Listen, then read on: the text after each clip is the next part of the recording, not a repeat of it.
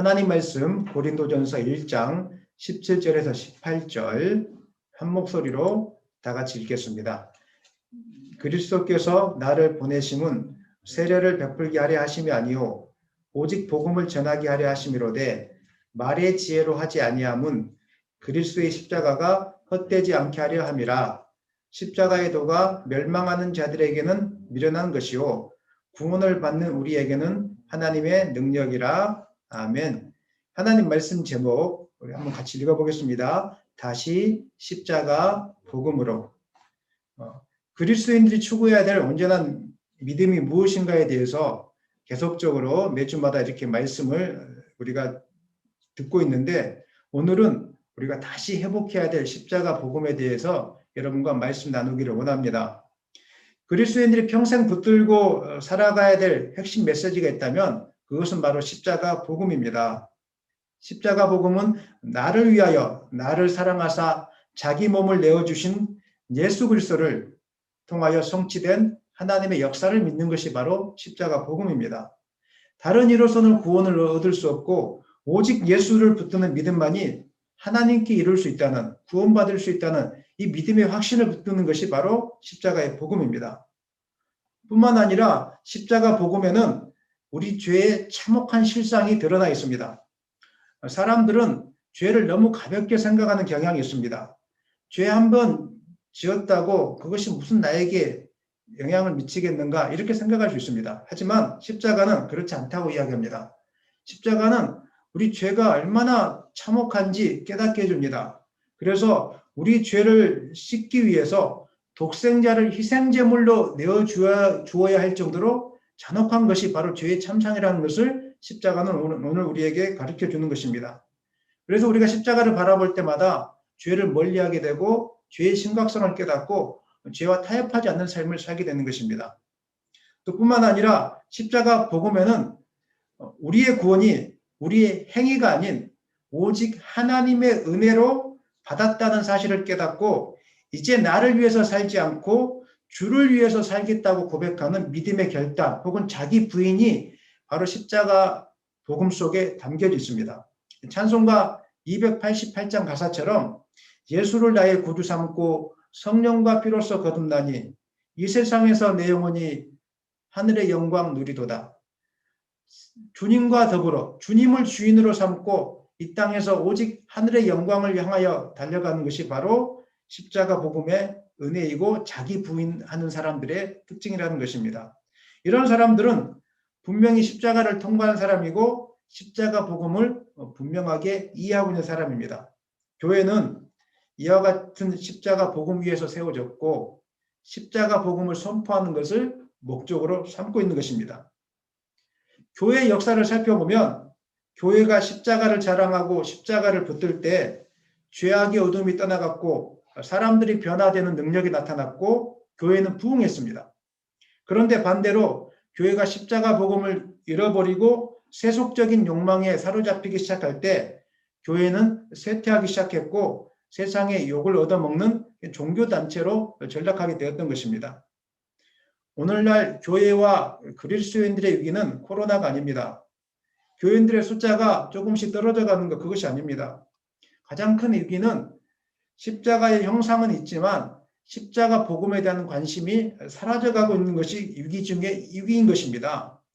십자가 복음을 잃어가는 교회에 나타나는 특징 중에 여러 가지 특징이 있지만 그 특징 중에 하나가 바로 갈등과 분열입니다. 왜냐하면 십자가 복음이 사라진 곳에서는 자신을 드러내고 싶어하고 자신이 인정받고 싶어하는 자기 욕망이 다시 우리를 사로잡기 때문에 그런 것입니다. 그래서 십자가 복음이 사라진 곳에서는 용납이나 용서나 사랑이나 희생이라는 말은 존재하지 않습니다. 복음이라는 이름으로 서로를 판단하고 정죄하고 비난하는 일에 빠르게 되어져 있습니다. 우리 교회가 잘 믿고 우리 교회가 좋은 교회고 저 교회는 안 좋은 교회라고 이렇게 비교하게 되고 내 믿음이 훨씬 낫다고 저 사람 믿음은 좋지 않다고 이런 일들이 우리 가운데 있게 되는 것입니다.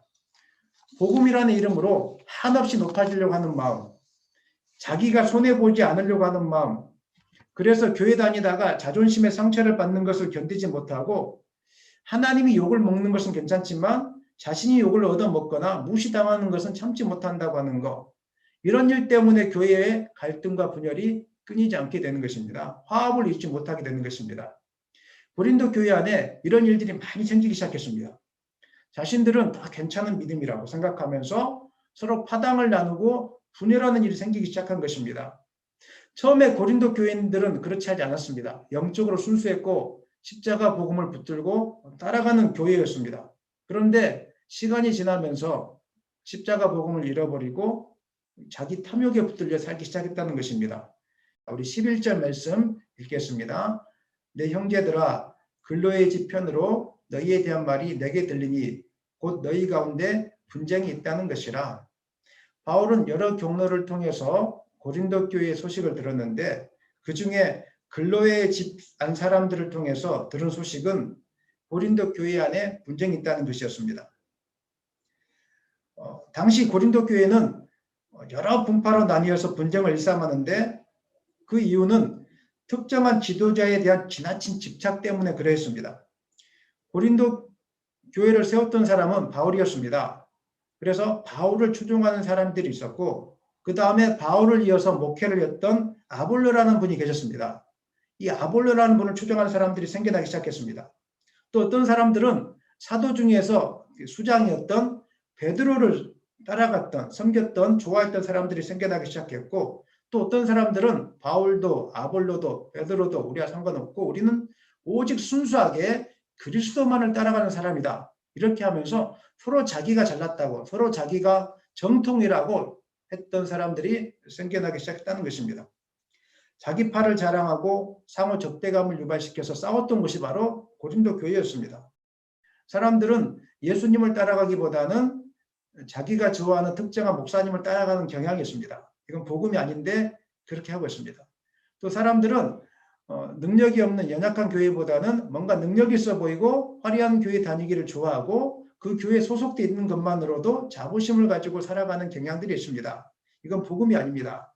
그런데 그것을 복음으로 붙잡고 있기 때문에 교회가 힘을 잃어가는 것이고 교회가 세속화되어 가고 있는 것입니다.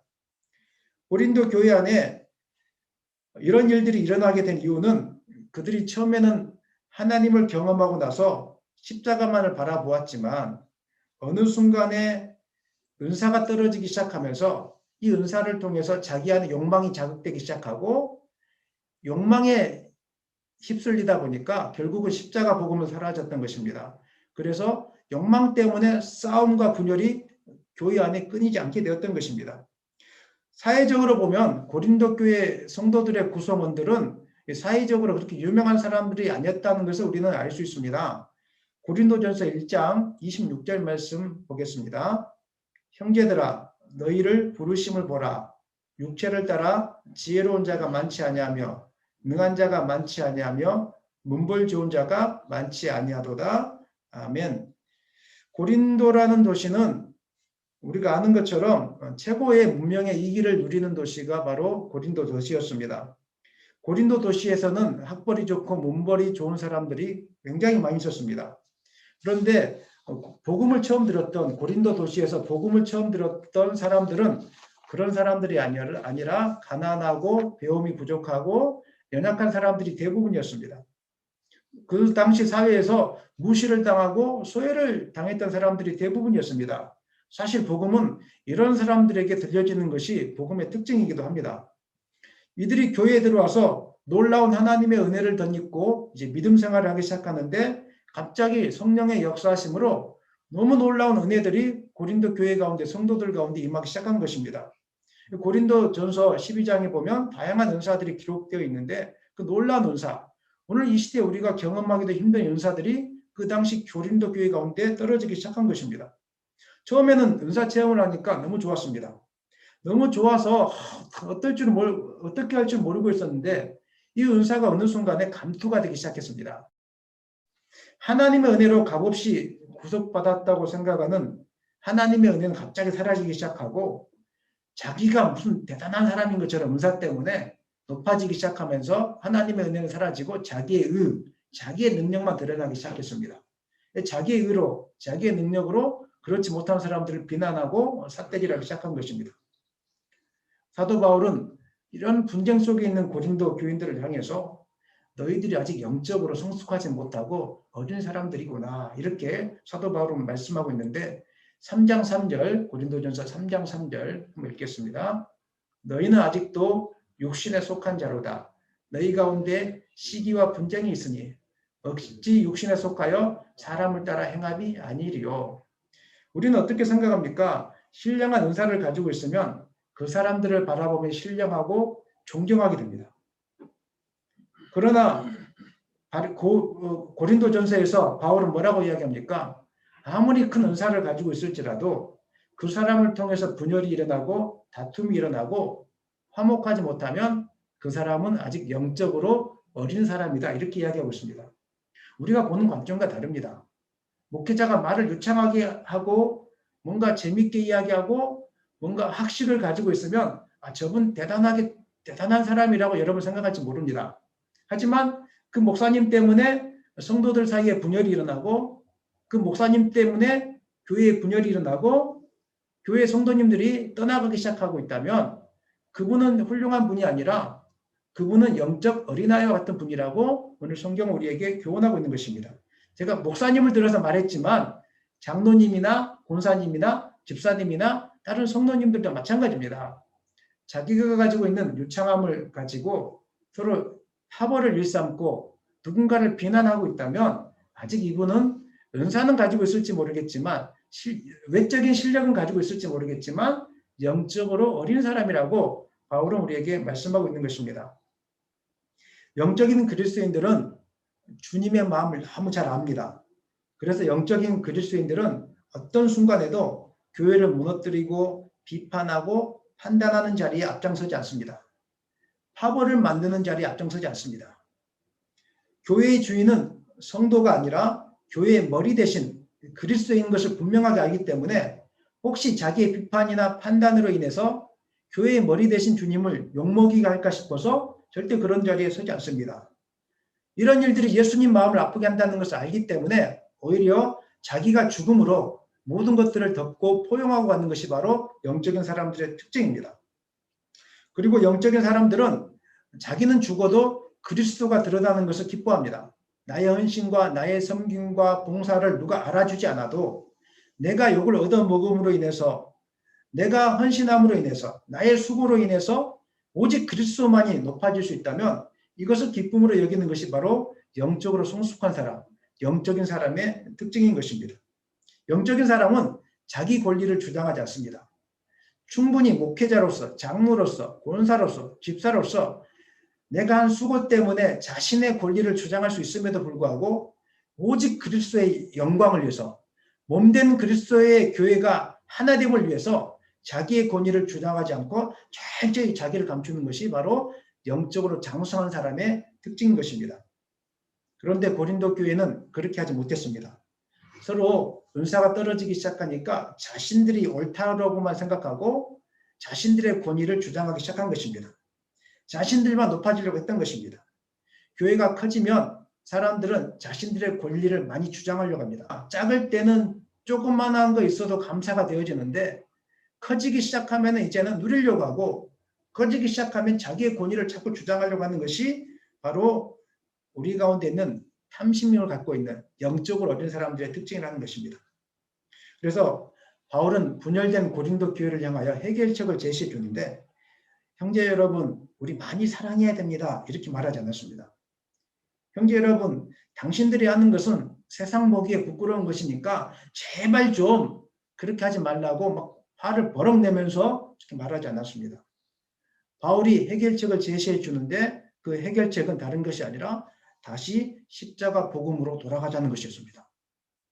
당신들이 그렇게 분열하고 갈등한 것은 십자가 복음을 놓치고 있기 때문에, 여전히 옛날에 쓰레기처럼 버렸던 세상의 지식과 가치를 가지고 교회를 섬기려고 하기 때문에 교회가 분열과 갈등으로 가는 것이기 때문에 다시 십자가 복음, 그 은혜의 복음, 그곳으로 돌아가야 될 것을 바울은 오늘 고린도 교회에 명령하고 있는 것입니다. 1장 17절 말씀 읽겠습니다. 그리스도께서 나를 보내심은 세례를 베풀게 하려 하심이 아니요 오직 복음을 전하게 하려 하심이로되 말의 지혜로 하지 아니함은 그리스도의 십자가가 헛되지 않게 하려 함이라. 아멘. 바울은 고린도 교회 갈등의 문제가 십자가 복음에 붙들려 있지 않았기 때문임을 지적하면서 주님이 자신을 보내는 것은 세례를 주기 위함도 아니고 자기를 따르는 사람들을 만들기 위함도 아니라 오직 자신은 십자가 복음을 증거하기 위해서 파송된 사람인 것을 말씀하고 있습니다. 고린도 교회에 세례를 주었던 목적들이 바로 세례를 통해서 자기 사람들을 만들기 위해서 세례를 주었던 그런 일들이 고린도 교회에 있었습니다. 그래서 바울은 나는 세례를 베풀기 위해서 온 사람이 아니다. 세례가 아니라 오직 십자가 복음, 이것에 집중하기 위해서 나는 왔다라고 이렇게 이야기하고 있습니다. 그리고 고린도 전서에 기록된 바울의 모습을 보면 바울은 철저하게 자기 자신이 드러나지 않고 십자가 복음을 드러나기 위해서 정말로 세심하게 배려하고 신경 쓰고 애썼다는 것이 곳곳에 드러나 있습니다. 고린도 전서 2장 1절 2절 한번 읽어보겠습니다. 형제들아 내가 너희에게 나아가 하나님의 증거를 전할 때 말과 지혜의 아름다운 것으로 아니하였나니 내가 너희 중에서 예수 그리스도와 그가 십자가에 못 박히신 것 외에는 아무것도 알지 아니하기로 작정하였습니다. 아멘. 바울은 신학적으로 맞는 것을 알고 있었던 사람이었습니다. 영적으로 신비한 일을 많이 경험했던 사람이었습니다. 천국도 보고 있지 않았겠습니까? 놀라운 능력을 갖고 있던 사람이었습니다. 하지만 바울은 신비한 사건을 통해서 본인의 학식을 통해서 또 본인의 유창한 말솜씨로 복음을 증거하지 않았습니다. 세상 지혜로 세상의 아름답고 유창한 말로 사람들 귀에 쏙 들어오는 말로 복음을 증거하지 않았습니다. 왜냐하면 그렇게 할 경우에 사람들은 복음을 듣는 것이 아니라 바울의 유창한 말솜씨, 야 저분은 정말 학식이 대단하구나, 저분 밑에 들어가면 내가 뭔가 배울 게 있겠구나, 이런 것에 집중하지 않기 위함이었습니다. 또 바울은 기도를 많이 했지만 할렐루야, 여러분 기도를 많이 해야 되고 저는 기도를 하루에 5시간씩 하고 10시간씩 하니까 은혜를 많이 받고 있습니다. 그래서 여러분 기도를 해야 됩니다. 이렇게 말하지 않았습니다. 바울은 자기 자신에 대해서 철저히 감추고 오직 십자가 복음만이 드러날 수 있도록 신비한 능력이나 유창한 말솜씨, 유머스러운 말솜씨가 아니라 무식하고 거칠지만 오직 예수님이 십자가에 위해서 우리 죄를 위하여 죽으셨다는 이 사실을 아주 거칠게, 아주 재미없게, 아주 우습지도 않게, 아주 냉랭하게 오직 복음만을 증거하면서 그렇게 고린도 교회에게 자기 자신이 드러나지 않을 수 있도록 신경 쓰고 애썼다는 것입니다. 2절 말씀, 내가 너희 중에서 예수 그리스도와 그가 십자가에 못 박히신 것 외에는 아무것도 알지 않기로 작정하였습니다. 이것이 바로 십자가 복음에 붙들린 교회, 붙들린 사람의 특징인 것입니다.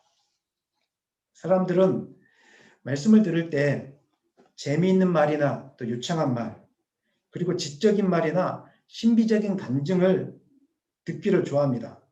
그런 말을 들을 때 왠지 모르게 호기심이 더 많이 가고 왠지 모르게 내가 뭔가를 받고 있다는 생각이 들기 때문에 그렇습니다. 그리고 그런 간증들, 또 그런 말들을 쫓아 많은 사람들이 설교를 클릭하고 있습니다. 하지만 그런 간증들, 그런 말씀들이 나쁘다는 것이 아니라 필요하기도 합니다. 하지만 그런 말씀들, 그런 간증들을 듣고 나면 남는 것은 십자가 복음이 아니라 남는 것은 능력 있어 보이는 목사님 한 분, 남는 것은 그 목사님이 살아왔던 인생의 스토리, 남는 것은 그 목회자가 갖고 있는 신비한 능력, 이것밖에 남지 않습니다. 바울은 이런 것이 사람들 마음속에 각인되는 것을 철저히 경계했습니다. 그런데 오늘날 많은 교회와 많은 성도님들이 십자가 복음은 다 뒤로 물러놓고 뭔가 능력 있어 보이고 뭔가 멋있어 보이고 뭔가 지적인 것처럼 보이고 뭔가 유머러스하고 뭔가 내 귀에 기쁨을 주고 그 시간 호탕하게 웃을 수 있고 뭔가 많은 지식을 배워갈 수 있는데 관심을 갖고 있는 것은 교회가 지금 타락하고 있고 세속화되어 가고 있다는 반증인 것입니다. 우리는 어떤 순간에도 복음이 흐트러지지 않을 수 있도록 말하는 것에 있어서나 행하는 것에 있어서 정말 조심해야 됩니다. 바울은 그렇게 살았다는 것입니다. 혹여나 십자가 복음이 아닌 다른 것이 더 높아지는 것을 바울은 철저히 경계하는 삶을 살았다는 것입니다. 그러면서 바울은 18절 이하에서 계속해서 세상 지혜를 의지하지 말고 세속적인 가치관에 물들지 말고 오직 십자가 복음만을 붙들고 살아야 될 것을 말씀해 주고 있는데 우리 18절 말씀 읽겠습니다. 18절입니다. 십자가의 도가 멸망하는 자들에게는 미련한 것이요 구원을 받는 우리에게는 하나님의 능력이라. 아멘. 십자가 복음의 메시지는 멸망하는 자들, 그러니까 구원을 받지 못한 자들에게는 미련한 것처럼 보여집니다. 어이없고 재미없는 신화 정도밖에 들리지 않습니다. 사실 예수님이 십자가에 못 박혀서 죽은 사건이 우리의 죄를 씻어주고 우리를 구원에 이르게 한다. 하나님이 우리를 위해서 이 땅에 오셨다. 여러분 이게 믿어지십니까? 이게 논리적으로 말이 되는 거예요? 믿어지는 게 은혜인데 안 믿는 사람에게는 이건 말도 안 되는 헛소리에 불과하다니까요. 가장 무능력하고 능력 없는 사람들이 교회 다니는 성도처럼 보인다니까요. 그래서 세상 사람들 이야기하잖아요. 할 일이 없고 능력 없고 세상 것 못 얻은 사람들이 가는 곳이 교회라고. 그렇게 보이는 거예요. 안 믿는 사람들에게는. 그러나 구원받은 우리에게는 이 십자가 복음이 얼마나 큰 능력인 것을 우리는 깨닫게 됩니다. 십자가 복음을 통해서 우리에게 생명이 주어졌다는 이 사실을 믿으시기를 바랍니다. 아멘입니까? 십자가 복음을 통해서 사람들이 볼 때, 세상 사람들이 볼 때 논리적으로 합당하지도 않고 이성적으로 이해되지 않는 이 십자가 복음을 통해서 사탄의 권세가 멸해졌다는 이 사실을 여러분 믿으시기를 바랍니다. 하나님과 우리 사이에 화목하게 되었다는 이 사실을 믿으시기를 바랍니다. 이 십자가 복음의 능력입니다. 십자가 복음의 메시지는 사람들에게 성공하기 위한 습관이나 고난당한 사람들에게 적당한 위로를 주는 메시지가 아니라 죄인들을 구원하고 죄에서 돌이켜 새 사람으로 변화되게 하는 하나님의 복음입니다. 그렇기 때문에 이것이 우리에게 능력이 되는 겁니다. 그런데 교회 다니면서 십자가 복음을 들으면서 여전히 성공하는 방법, 행복해지는 방법, 그 다음에 부자 되는 방법, 뭐 이런 것을 자꾸 들으려고 하기 때문에 우리는 지금 잘못된 길로 빠져가고 있는 것입니다. 그건 능력이 아니라 세상의 좋은 강연 속에서도 얼마든지 들을 수 있는 말이지 그것은 복음이 아니라는 것입니다. 바울은 복음을 전하면서 이 말도 안 되는 십자가 복음으로 인해서 사람들이 어떻게 달라지는 것을 수없이 목격했습니다. 빌립보 감옥에서 갇혀 있었을 때 하나님께 기도할 때 빌립보 감옥문이 열리고 간수쟁이에게 복음을 전했는데 간수쟁이가 말도 안 되게 복음을 듣고 그 온 가족이 세례를 받는 역사를 경험했지 않았겠습니까? 에베소 지역에서 복음을 전했을 때 우상을 섬기던 그 사람들이 자기의 돈벌이 수단이었던 그 우상들을 다 던져버리고 책도 다 불태워버리는 그 놀라운 일들, 누가 그렇게 합니까? 세상에 어떤 지식이, 어떤 강의가 사람을 그렇게 변화시킬 수 있습니까? 세상에 어떤 강연이 술에 취해 알코올에 찌들려 있는 사람, 마약에 취해 있는 사람들을 구원받게 할 수 있습니까? 세상에 어떤 강연이 폭력을 행사하고 강도죄를 저지르고 살인죄를 저지르는 사람을 변화시킬 수 있습니까? 세상에 어떤 강연이나 지식도 그렇게 하지 못합니다. 그러나 이 말도 안 되는 예수 그리스도가 나의 죄를 위하여 십자가에 못 박혔다는 이 사실 하나만 증거해도 아무 힘없이 우습지도 않고 논리적이지도 않고 신비적이지도 않은 이 사실만을 증거했을 뿐인데 사람들이 변화받고 성령을 통해서 변화받고 새 사람 되는 것을 바울은 수없이 목격했던 것입니다. 그래서 바울은 십자가가 능력이라는 것을 고린도 교회 성도들에게 말씀하고 있는 것입니다. 지금도 이러한 일들은 십자가 복음이 증거되는 곳에 너무 많이 일어나고 있습니다.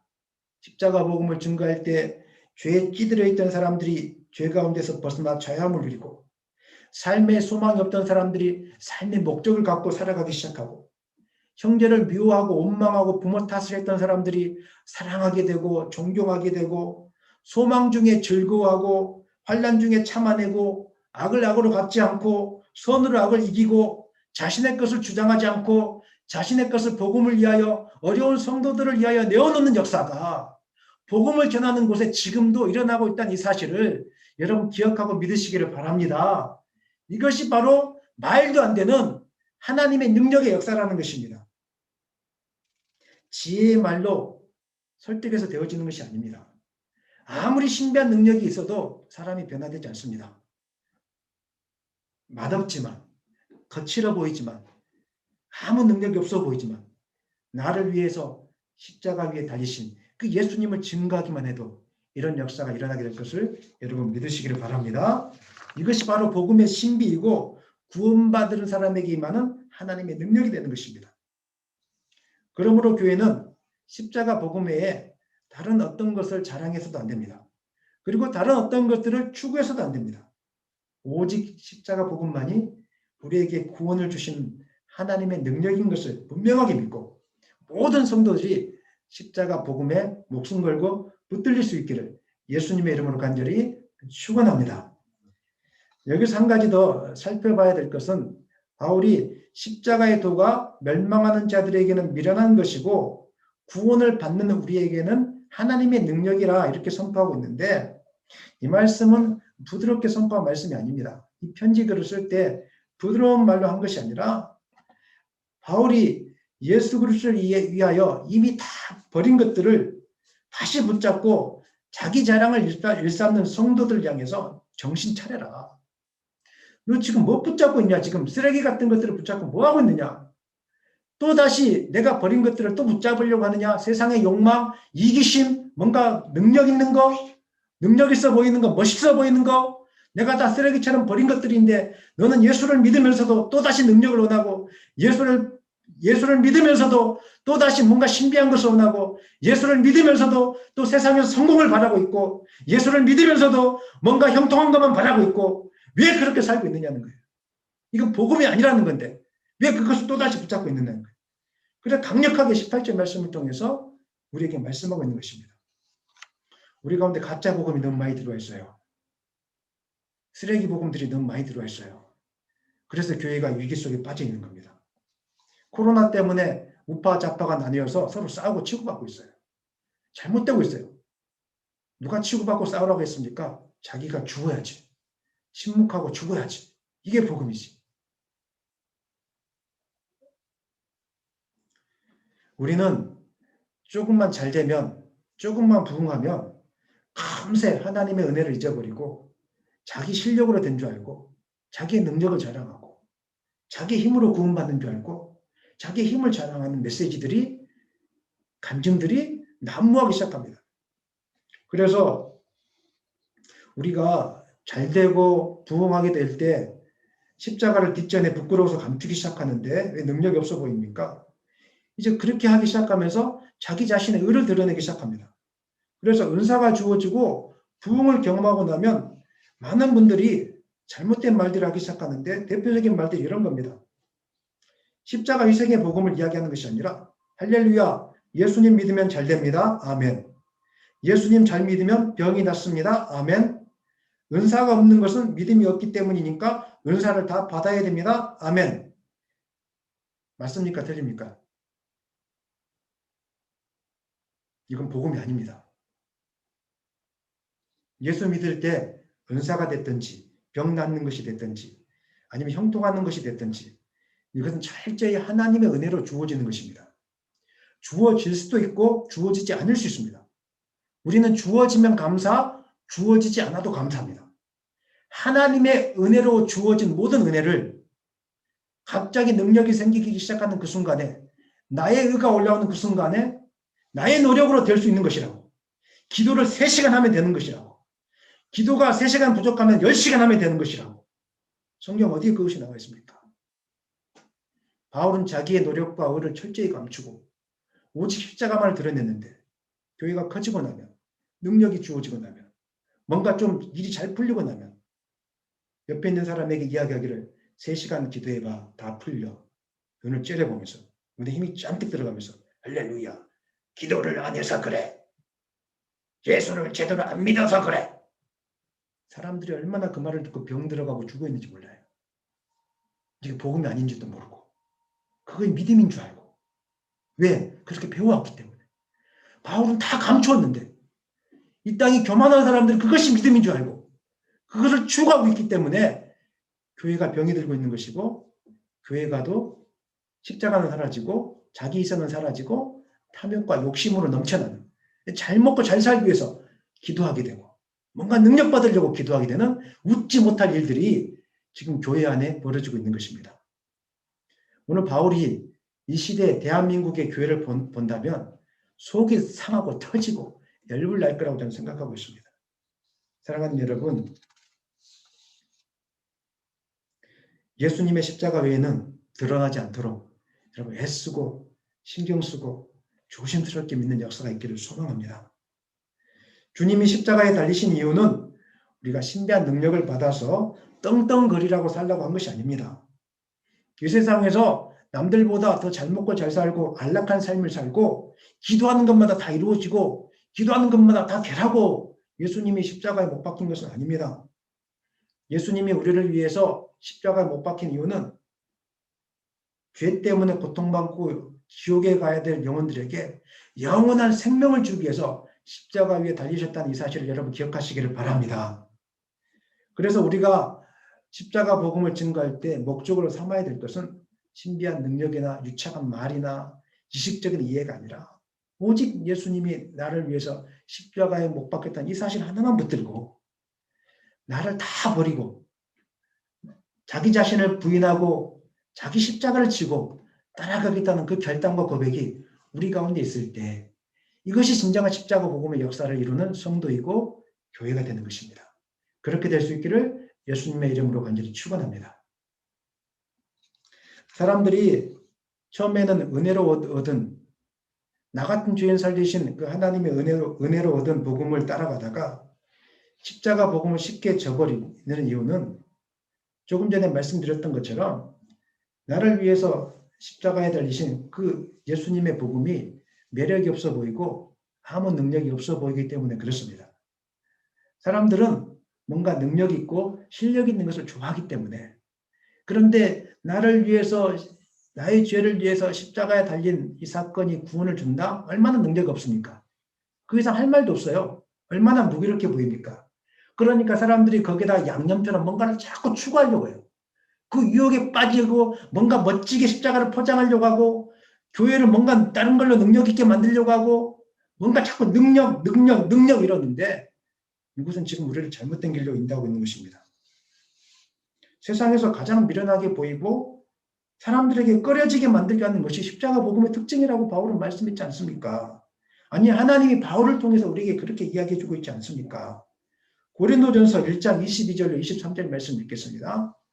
유대인은 표적을 구하고 헬라인은 지혜를 찾으나 우리는 십자가에 못 박힌 그리스도를 전하니 유대인에게는 거리끼는 것이요 이방인에게는 미련한 것이라고 그래요.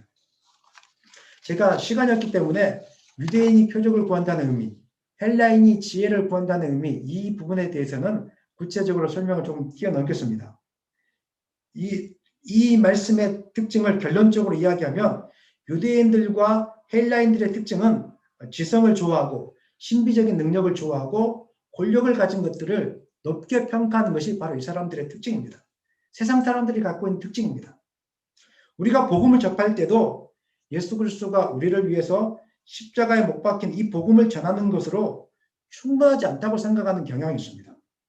그래서 복음에다가 신비적인 것을 더하고 복음에다가 지식적인 것을 더 추가해서 마치 복음이 멋져 보이게, 마치 복음 안에 뭐 신비한 뭔가 있는 것처럼 더 만들어내고 뭔가 특별한 것이 있는 것처럼 자꾸 만들어내려고 하는 건데 여기서부터 바로 복음이 삐뚤어지기 시작한 것입니다.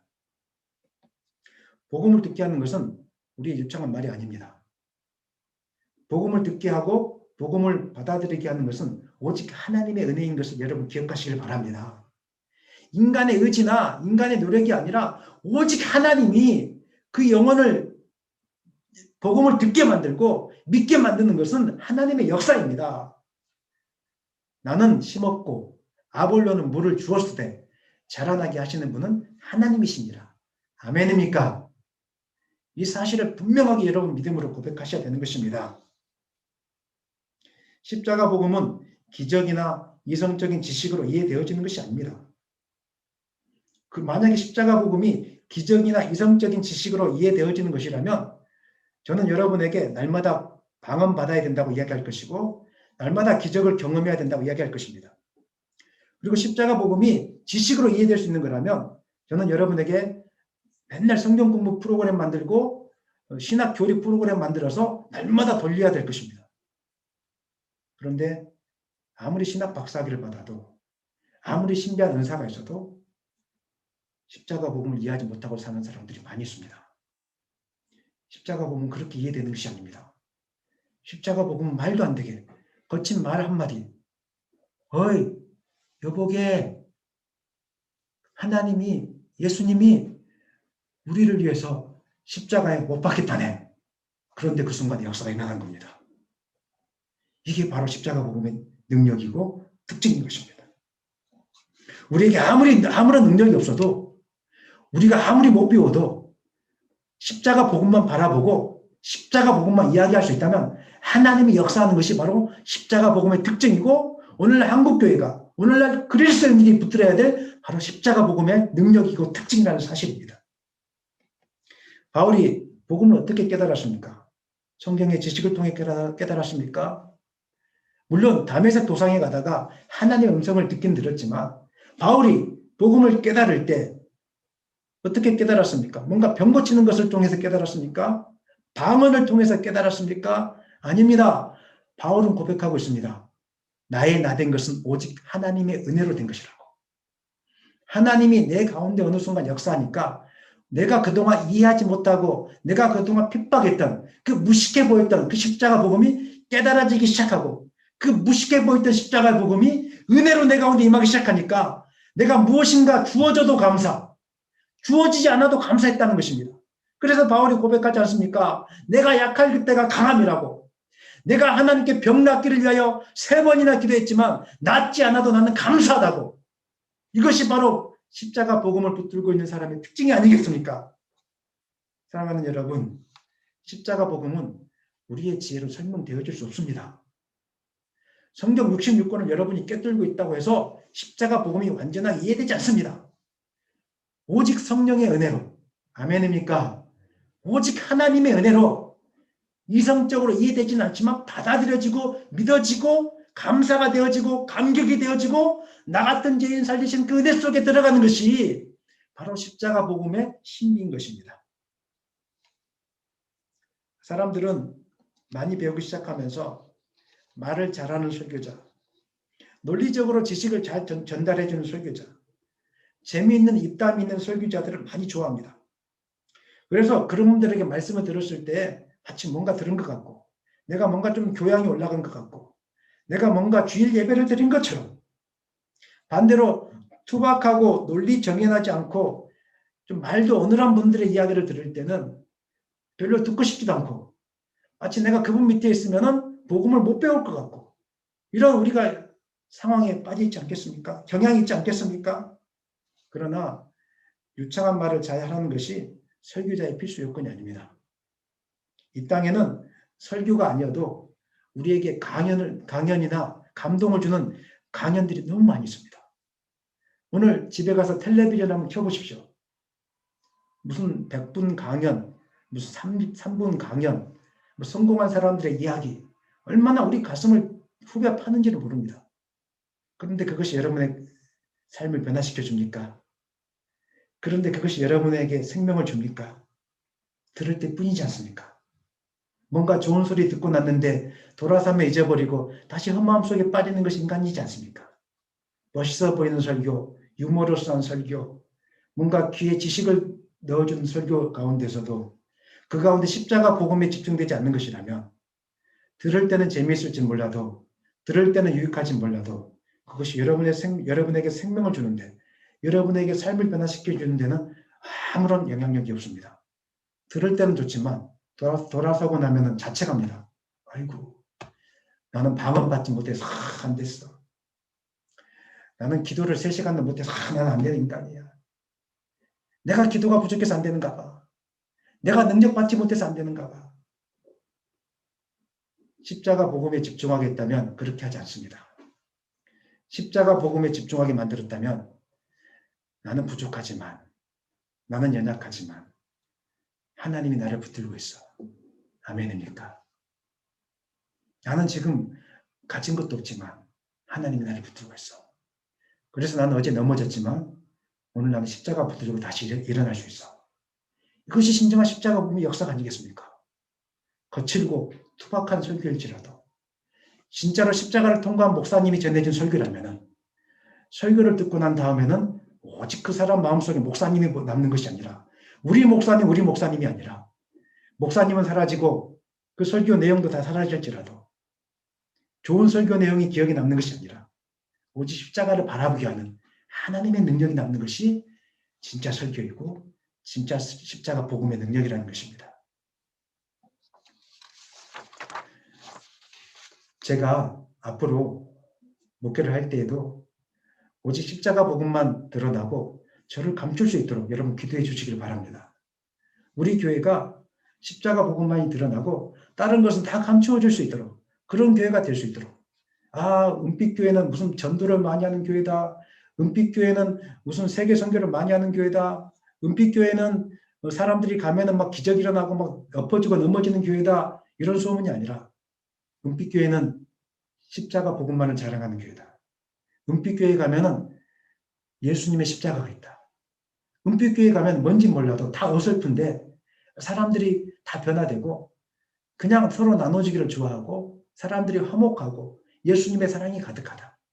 가면은 그냥 천국이 그리워지고 그냥 그 교회 가면 천국 소망이 생기고 그 교회 가면은 그냥 가난하고 힘들어도 뭔가 이길 수 있을 것 같고 이렇게 소문나는 교회가 돼야 되지 않겠습니까? 십자가 복음만을 자랑하는 교회.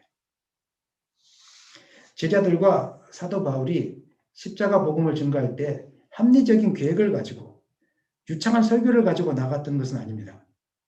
그냥 거친 복음을 가지고 주님이 가라는 곳에 갔을 뿐인데 그곳에서 놀라운 역사가 일어나기 시작했던 것입니다. 지금도 복음의 불모지와 같은 곳에 이슬람 지역에 공산권 지역에 죽음을 무릅쓰고 유창하지도 않은 언어를 가지고 하나님 말씀에 순종해서 나아가신 분들이 있습니다. 그런데 그곳에 복음의 역사가 일어납니다. 아무리 공부를 많이 하고 아무리 세상적인 지혜가 많이 있는 사람도 하지 못하는 복음의 역사를 말도 어느라고 배움도 부족하고 언어도 안 되고 지식도 부족한 그분들이 가서 예수님이 우리를 위해서 십자가 위에 달리셨습니다. 이 메시지만 전하는데 사람들이 변화되고 돌아오고 십자가 앞에 헌신하려고 하는 사람들이 이 땅 가운데 늘어가고 있습니다. 우리가 붙들어야 될 복음이 바로 이것인 것입니다. 말씀을 마무리하겠습니다. 사랑하는 여러분, 오늘날 교회 얘기는 십자가 복음이 아닌 다른 것들로 채워지고 있는 것이 위기입니다. 사람들은 본성상 십자가 복음에 대한 말씀보다 자신의 욕망을 채워주는 말씀을 굉장히 좋아합니다. 그래서 능력받아라 메시지를 좋아하고 만사 형통의 메시지를 좋아하고 신비한 기적을 이루었던 간증들을 좋아합니다. 그리고 앞으로 이루어가야 될 교회가 성장되어야 될 비전이라는 메시지를 너무 좋아합니다. 예수 믿는 사람은 때로는 정의도 외쳐야 되고 때로는 구제도 해야 되고 때로는 십자가의 능력도 받아야 됩니다. 신비한 능력도 받아야 됩니다. 하지만 그 무엇보다도 십자가 복음보다는 앞서지 말아야 될 것을 여러분 기억하시기를 바랍니다. 십자가 복음은 예수 믿고 잘 먹고 잘 살게 하는 것이 목적이 아닙니다. 예수 믿고 병 고치는 것이 목적이 아닙니다. 예수 믿고 이 세상에서 형통하는 것이 목적이 아닙니다. 예수 믿고 뭔가 능력받는 것이 목적이 아닙니다. 십자가 복음의 핵심은 하나님의 사랑과 용서이고 우리 죄를 용서하기 위한 예수님의 희생과 헌신이고 이를 통해서 우리에게 영원한 생명을 주어지는 것이 바로 십자가 복음의 핵심입니다. 이 생명이 우리 가운데 임해서 옛 습관을 버리고 새롭게 변화된 사람들이 많아지게 되는 것이 진정한 십자가 복음의 역사인 것입니다. 십자가 복음이 선포되어지고 십자가 복음에 붙들릴 때 갈등과 분열은 사라지게 될 것이고 우리 가운데 진정으로 천국을 소망하는 화목과 사랑의 역사, 용서와 이해의 역사가 우리가 믿게 될 줄을 믿습니다. 다시 십자가 복음으로 돌아가는 여러분 되시기를 예수님의 이름으로 간절히 축원합니다. 아멘. 우리 합심하여 같이 기도하시겠습니다.